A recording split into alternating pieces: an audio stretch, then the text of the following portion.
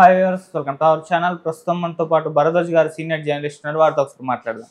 Sir నమస్కారం. నమస్తే అండి. సార్, ఢిల్లీ లిక్కర్ స్కామ్ లో అరెస్ట్ అయిన కవిత గారికి దాదాపు 5.5 నెలల తర్వాత ఈ రోజు బెయిల్ వచ్చింది సార్. అయితే ఇవాళ కోర్టులో ఏం జరిగింది, మరి ఏ బేసిస్ మీద బెయిల్ ఇచ్చారు? ఇప్పుడు ఇది బయట ఒక చర్చగా మారింది పొలిటికల్ గా చూసుకుంటే. కాంగ్రెస్ వాళ్ళు దీన్ని బీజేపీ బీఆర్ఎస్ కలిసిపోయాయి, దాని ఫలితమే బెయిల్ అని చెప్పేసి వాళ్ళు ఒక రకంగా పోర్ట్రే చేస్తున్నారు. కేటీఆర్ గారు ఆల్రెడీ 20 మంది ఎమ్మెల్యేలు తీసుకొని ఢిల్లీ వెళ్ళేస్తారు, ఆయనకు ముందే బెయిల్ వస్తుందని తెలుసు అని చెప్పేసి ఇటొక నెరేషన్ బయటకు తీస్తున్నారు. ఏ విధంగా చూస్తారు సార్ దీన్ని మీరు? అంటే 2 పనుల మీద ఆయన ఢిల్లీ వెళ్ళడం జరిగింది. ఒకటి విలీనం కోసం కాదు, విలీనం మీద రకరకాల వార్తలు వస్తున్నాయి, అందులో పూర్తి వాస్తవాలు అయితే లేవు. విలీనం కాదు అనేది నా పర్సనల్ ఒపీనియన్. అయితే కేటీఆర్ ఎందుకు ఢిల్లీ వెళ్ళాడు ఇంతమంది మంది మార్బలంతో అంటే, బెయిల్ వస్తుంది అనేది ఎవరికైనా అర్థమవుతుంది సీన్. ఓకే, దానికి ప్రభుత్వమో లేకపోతే మరొకళ్ళు పిలిచి చెప్పాల్సిన అవసరం లేదు. కొన్ని సందర్భాల్లో కేసు నడుస్తున్నటువంటి ధోరణి, ఇప్పుడు ఆల్రెడీ ఢిల్లీ ప్రభుత్వంలో ప్రముఖులకి బెయిల్ వచ్చేసింది. కేసు ఏమిటి? ఢిల్లీ ప్రభుత్వం ఒక మద్యం పాలసీ తీసుకుంది. అక్కడ టెండర్లు వేశారు చాలామంది, దానిలో కొంతమందికి ఈవిడ సహకరించారు అనేది కదా కేసు. తెలంగాణకు ఏమీ సంబంధం లేదు. అక్కడ టెండరింగ్ జరుగుతోంది, దానికి సంబంధించి ఇక్కడ వాళ్ళు టెండర్లు వేశారు. అవి కోడయ్యేలాగా, వాళ్ళకు కొంచెం ఉపయోగం జరిగేలాగా ఆవిడ ఏదో ప్రయత్నం చేశారు. దాని నిమిత్తం ఆవిడకి ముడుపులు ముట్టాయి అనేది గొడవ. సో ఈ కేసులో అసలు పాలసీ పెట్టిన వాళ్ళు, మొత్తం నిర్వహించిన వాళ్ళకే బెయిల్స్ వచ్చేసినాయి. ఇంకా ఈవిడిని ఆపేందుకు ఇబ్బంది పెడతారు ఒకటి. రెండోది, ఈసారి బెయిల్ వచ్చేస్తుందని అడ్వకేట్ చెప్తాడు, మెరిట్స్ ఉన్నాయి, ఈసారి బెయిల్ వచ్చేస్తుందని. వీళ్ళ కేసులో బెయిల్ తీసుకొచ్చిన లాయర్ ఎవరు? ముకుల్. ఈ ముకుల్ రోహత్గి అనే పెద్ద మనిషి ఎవరు? వీరు గతంలో చంద్రబాబు నాయుడు గారిని జైల్లో ఉంచవలను అని చెప్పి మాట్లాడిన వ్యక్తి. చంద్రబాబు నాయుడు గారు అరెస్ట్ అయి స్కిల్ స్కామ్లో ఆయన జైల్లో ఉండగా ఆయనకి బెయిల్ వేసినప్పుడు వద్దని స్టేట్ గవర్నమెంట్ తరఫున మాట్లాడింది ఈయనే. కాబట్టి ఇది ఒక కాన్ఫ్లిక్ట్ చూడొచ్చు. అంటే ఈ కేసులో కాన్ఫ్లిక్టులు వెతుక్కుంటూ వెళ్ళదలుచుకుంటే, చంద్రబాబుకు బెయిల్ వద్దన్నటువంటి, బెయిల్ ఇవ్వకూడదు అన్నటువంటి న్యాయవాదే కవిత గారికి బెయిల్ ఇవ్వమని ఆర్గ్యూ చేశాడు. ఇక్కడ బెయిల్ వస్తుందని చెప్పాడు, బెయిల్ ఇప్పించాడు, బయట తీసుకొచ్చాడు. విజయ్ మాల్యా కేసులో కూడా ఉన్నాడు ఈయన, వీరే లాయర్ అక్కడ కూడా. ఇలా చాలా పాపులర్ కేసులు ఉన్నాయి ఆయన. అంటే గోద్రా అల్లర్ల కేసులో కూడా వారు న్యాయవాదిగా వ్యవహరించిన సందర్భం మనకు తెలుసు. ఇలా చాలా పెద్ద పెద్ద కేసుల్లో ఉన్నాడు. ఆయనకు సంబంధించి చాలా ఆరోపణలు ఆయన మీద ఉన్నాయి. అక్రమాస్తుల వ్యవహారంకి సంబంధించిన కొన్ని ఆరోపణలు ఉన్నాయి, ప్రూవ్ కాలేదు, అది వేరే గొడవ. కానీ 160 కోట్ల రూపాయల భవంతులు, ఈ వ్యవహారాలు ఉన్నాయి ఆయనకు కూడా. సరే, ఇవన్నీ పక్కన పెట్టేస్తే ప్రస్తుతం కవిత గారికి బెయిల్ వచ్చేసింది. బెయిల్ వస్తుంది అనే విషయం కొంత సూచనప్రాయంగా తెలియటం చేత సాధారణంగా తీసుకురావటం కోసం వీళ్ళు వెళ్ళారు. దీంతో పాటు ఒకవేళ బెయిల్ రాకపోతే ప్రెజర్ పెంచటం కోసం, పొలిటికల్ హీట్ పెంచటం కోసం ఒక నిరసన కార్యక్రమం చేయాలనుకున్నారు. అందుకు కూడా ప్రిపేర్ అయ్యి వెళ్ళారు. అంటే మంచి జరిగితే స్వాగతించడానికి, చెడు జరిగితే ప్రశ్నించడానికి కూడా ప్రిపేర్డ్గా వెళ్ళారు అంతే. అంతే తప్ప బెయిల్ వచ్చేస్తుంది కాబట్టి, ఆయన చెప్పాడు కాబట్టి, ఎవరు జడ్జి గారు చెప్పారు కాబట్టి, లేదా జడ్జి గారి తరఫున కేంద్ర ప్రభుత్వం చెప్పింది కాబట్టి వెళ్ళలేదు. ఎందుకు చెప్పుంటుంది కేంద్ర ప్రభుత్వం? ఒకవేళ చెప్పుంటే మీ పార్టీ బీజేపీలో విలీనం కాబోతోంది కాబట్టి అని చెప్పింది అనేది ఒక థీరీ. అది జస్ట్ కాన్స్పిరసీ థీరీ, అంతకుమించి ఏమీ కాదు. బీఆర్ఎస్ పార్టీకి ఒక ఉద్యమ చరిత్ర ఉంది. అది దాంతోపాటు 10 సంవత్సరాలు పరిపాలన చేసినటువంటి చరిత్ర ఉంది. అంత మాత్రం చేత ఈ ఓటమిని అంగీకరించి ఇక పార్టీ వద్దు అనుకునే పరిస్థితి ఉండదు. 10 ఏళ్ల క్రితం గెలుస్తాననుకునే హోప్తోనే కదా 2014లో కాంగ్రెస్ పార్టీ తెలంగాణలో ఎన్నికలకు వచ్చింది, ఓడిపోయింది కదా. ఆ తర్వాత జరిగిన ఎన్నికల్లో కూడా ఓడిపోయింది. మరి ఆ పార్టీ ఎందుకు షట్ డౌన్ అవ్వలేదు? కేంద్రంలో కూడా అధికారంలోకి రాలేదుగా ప్రజల నుంచి, ఇప్పుడు కూడా రాలేదు కదా. ఇంకొక 5 ఏళ్ళు అంటే 15 ఏళ్ళు అధికారంలో లేదు. కాంగ్రెస్ పార్టీ ఎందులో విలీనం కావాలి? కాబట్టి అధికారం కోల్పోయింది కాబట్టి పార్టీలు విలీనం అయిపోతాయి, ఇవన్నీ వాళ్ళ పద్ధతుల్లో చెప్తున్నారు. కానీ పార్టీని విలీనం చేయలేదు, అంటే సహకారం ఇస్తారు. పార్టీలు అలా ఉండటం అనేది కూడా అవసరం. విలీనాల కంటే కూడా పార్టీలు అలా ఉండటం అనేది పొలిటికల్గా ఉపయోగపడే అంశం, ఎవరికి అందరికీ ఉపయోగపడే అంశం. ఈ పార్టీకి ఉండేటువంటి ఓట్ బ్యాంక్ ఒకటి ఉంటుంది. ఆ పార్టీకి ఓట్ బ్యాంక్ ప్రకారం అది రైజ్ అవ్వచ్చు, తగ్గచ్చు, దానికి వచ్చే సీట్లు దానికి వస్తాయి. ఆ సీట్లు ఎవరికైనా ఉపయోగపడవచ్చు, ఉపయోగపడకపోవచ్చు, అది వేరే గొడవ. ఇలా ప్రతి సన్నివేశానికి అదేదో అయిపోయింది, క్లోజ్ అయిపోతుంది అనేది ప్రతిదీ ప్రజారాజ్యం కాదు. ప్రతి పార్టీని ప్రజారాజ్యం కళ్ళజోడుతో చూడక్కర్లేదు. జనసేన మీద కూడా అలాంటి మాటలే మాట్లాడారు కదా ఆ మధ్యకాలంలో, అయిపోయింది క్లోజ్ అని. ఆయన అసెంబ్లీ గేట్లు దాటలేడు, అది పార్టీ క్లోజ్ అయిపోతుంది అని మాట్లాడారు కదా. క్లోజ్ ఏం కాలేదుగా, వైసీపీ నుంచి వచ్చిన కామెంట్లే కదా అవి. వైసీపీ కాంగ్రెస్లో కలిసిపోతుందని ప్రచారం చేస్తున్నారు ఇప్పుడు.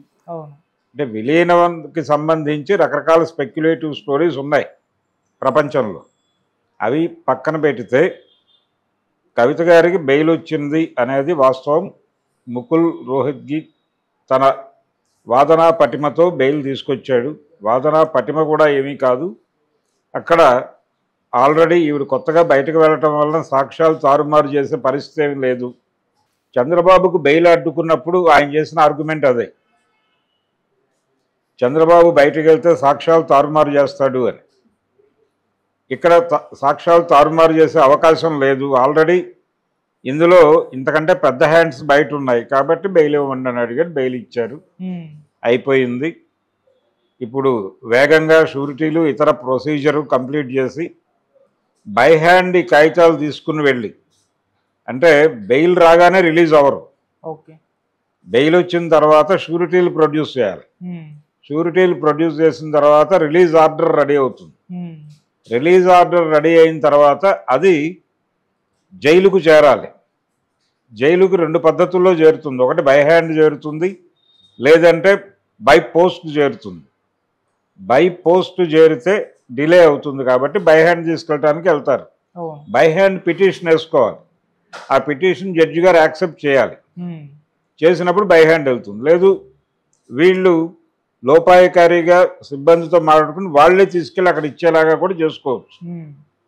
అలాంటి ప్రయత్నాలు ఏవైనా చేసి ఈరోజు రిలీజ్ కూడా సన్నాహాలు చేసుకుంటున్నారు. చేసుకుని ఆవిడని సాధారణంగా హైదరాబాద్ తీసుకురావడం అనేది ప్రోగ్రాం. కేసు కొనసాగుతుంది.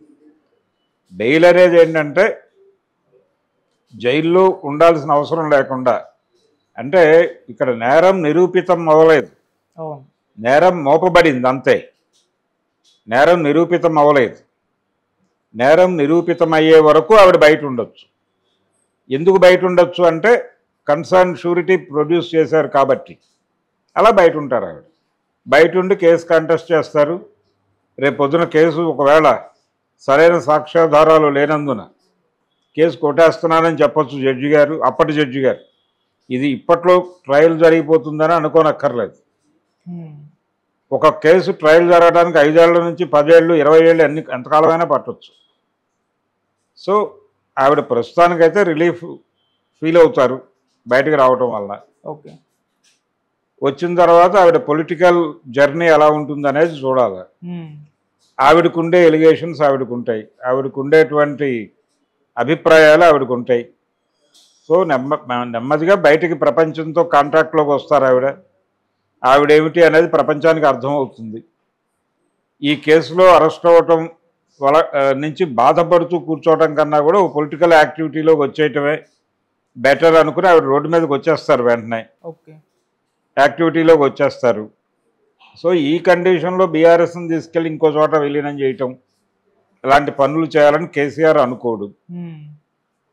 విలీనము అనే ప్రతిపాదన చాలా సీరియస్గా మాట్లాడేస్తున్నారు. ఆయనకి ఏదో గవర్నర్ ఇస్తారని. అంటే కేసీఆర్కి ఏ పోస్టులు అనేది కూడా ప్రపంచమే నిర్ణయిస్తోంది. ఆయన కాంగ్రెస్లో విలీనం చేస్తాడని కొంతమంది మాట్లాడుతున్నారు. బీజేపీ నాయకులే మాట్లాడుతున్నారు. బీజేపీ వాళ్ళేమో బీఆర్ఎస్ కాంగ్రెస్లో చేరుతుందని, కాంగ్రెస్ వాళ్ళేమో బీఆర్ఎస్ బీజేపీలో చేరుతుందని ప్రచారం చేస్తున్నారు.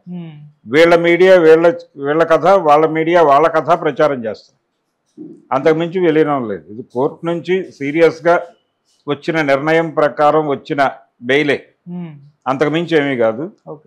ఆవిడకి ప్రాపర్ షూరిటీలు ప్రొడ్యూస్ చేసి బయటకు తీసుకొస్తారు. కేసు కంటెస్ట్ చేస్తారు. ఆవిడ ఈ కేసులో మెరిట్స్ ఉంటే, అంటే పెట్టిన వాళ్ళకి మెరిట్స్ ఉంటాయి, కేసు పెట్టిన వారికి మెరిట్స్ ఉంటే ఆవిడకి శిక్ష పడుతుంది. లేకపోతే కేసు కొట్టేస్తారో ఆవిడ బయటకు పూర్తిగా ఫ్రీ అయిపోతుంది. ప్రస్తుతానికైతే ఫ్రీ అయినట్టు కాదు, ఆ కేసు ఉంటుంది ఆవిడ మీద. వాయిదాలకు కూడా వెళ్లాల్సి ఉంటుంది.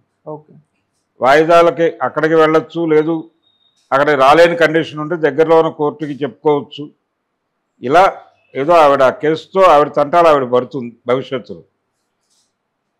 దీని వెనకాల స్పెక్యులేటివ్ స్టోరీస్ అనేవి ఖచ్చితంగా ఉండి వారుస్తారు.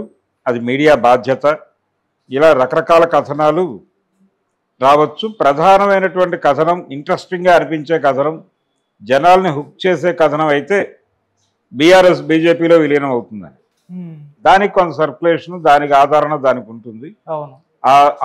ఇది నడుపుకుంటారు. రేపు పొద్దున ఒకవేళ నిజంగానే అనుకోని పరిస్థితుల్లో బీఆర్ఎస్ విలీనం అయితే బీజేపీలో, మేము ఆనాడే చెప్పాం కదా అని రెఫరెన్స్ వేసుకుంటారు. నా అభిప్రాయంలో అయితే కేసీఆర్ అటువంటి విలీన ప్రతిపాదనలకు అంగీకరించడు, స్నేహానికి అంగీకరిస్తాడు. స్నేహానికి ఓకే, విలీనం కాదు. పొత్తులతో వెళ్ళొచ్చు, పొత్తులతో వెళ్ళొచ్చు, కానీ విలీనం అయిపోయి కాదు. విలీనం అయితే తన ఉనికి కోల్పోయినట్టు. ఆ ఫీల్డ్ వదిలేస్తే ఆ పని చేస్తారు. చిరంజీవి గారు రాజకీయాలు వద్దనుకున్నాడు కాబట్టి పార్టీ విలీనం చేశాడు. తర్వాత ఆయన కేంద్ర మంత్రి పదవి వచ్చింది, ఆయన కాంగ్రెస్లో క్రియాశీలకంగా వ్యవహరించాడు. అదంతా ఒక అంశం. కానీ సీరియస్గా ఆయన పాలిటిక్స్ నుంచి వద్దు అనుకున్నాడు కాబట్టి విలీనానికి వెళ్ళాడు. కేసీఆర్, కేటీఆర్, కవిత అలా అనుకోవట్లా, హరీష్ రావు కూడా అనుకోవట్లా. అనుకోనంతకాలం ఆ పార్టీ విలీనం అవ్వదు. దాని మానాన్ని అది ఉంటుంది అంతే. దాని ప్రెజెన్స్ ఉంటుంది ఖచ్చితంగా. అందుకని అలా ఆ కోణంలోనే చూడాలి. ఇప్పుడు కవిత రిలీజ్ కోసం ఒకవేళ వీళ్ళు చెప్పినట్టుగా భారతీయ జనతా పార్టీ వాళ్ళు సహకరించి ఉండొచ్చు. ఆ మేరకు వాళ్ళ నుంచి ఏవో ప్రతిపాదనలు ఉంటే రేపు రాబోయే ఎన్నికల్లో మీరు గెలిచే ఎంపీలు మా కాంపౌండ్లో నిలబెట్టాలి, ఇలాంటివి ఏవో ఉంటాయి. లేదు మా అభ్యర్థులు నిలబెట్టిన దగ్గర వాళ్ళ గెలుపుకు మీరు కోషిష్ చేయండి, ఇలాంటి ప్రతిపాదనలు ఏవో ఉండొచ్చు. దానికి యాక్సెప్ట్ చేయడానికి ఆయన అంగీకరిస్తాడు. తన పార్టీగా ఉంచుకుంటేనే ఇలాంటి బేరాలు చేయడానికి అవకాశం ఉంటుంది. ఈ విషయం కేసీఆర్కి స్పష్టంగా తెలుసు. అందుకని పార్టీ ఉంచుకుంటాడు తప్ప ఆయన ఎందులో నిమజ్జనం చేసే అవకాశం అయితే లేదు. అది పరిస్థితి.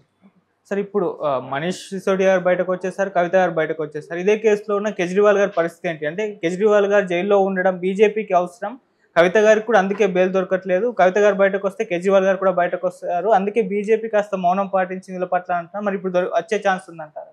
కేజ్రీవాల్ కూడా బయటకు వచ్చేస్తాడు. ఇక్కడ బీజేపీ బీఆర్ఎస్ స్నేహ సంబంధం ఒకటే చూడొద్దు, అది ఒక కోణం అంతే.